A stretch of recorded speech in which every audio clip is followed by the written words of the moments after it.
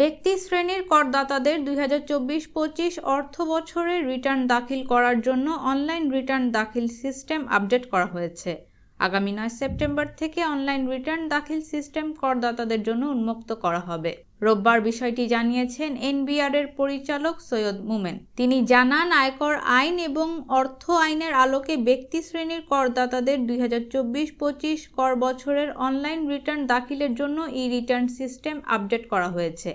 করদাতা বান্ধব, স্বচ্ছ ও জবাবদিহিমূলক কর ব্যবস্থাপনা গড়তে জাতীয় রাজস্ব বোর্ড বদ্ধপরিকর। 9 সেপ্টেম্বর থেকে করদাতাদের জন্য এটি উন্মুক্ত করা হবে। করদাতারা চাইলে ঘরে বসেই www.etaxnbr.government.bd ওয়েবসাইটে নিজের তথ্য উপস্থাপনের মাধ্যমে সহজেই রেজিস্ট্রেশন সম্পন্ন করে 2024-25 কর বছরে ই-রিটার্ন দাখিল করতে পারবেন। Online banking, credit card, debit card বা মোবাইল ফাইন্যান্সিয়াল সার্ভিসের মাধ্যমে কর পরিশোধ, রিটার্ন দাখিলের তাৎক্ষণিক প্রমাণ প্রাপ্তি, আয়কর পরিশোধ সনদ ও টিআইএন সনদ প্রাপ্তি, পূর্ববর্তী কর বছরের দাখিল করা ই-রিটার্নের কপি ও রিটার্ন দাখিলের প্রমাণ ডাউনলোড সুবিধা পাবেন।